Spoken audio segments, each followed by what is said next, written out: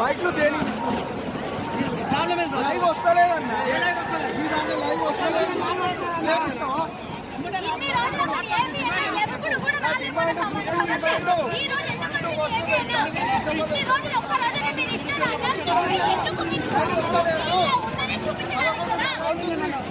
ఇల్లే ఇక్కడ దాదాపు 2 గంటల నుంచి తీసుకుంటుంది ఇక్కడ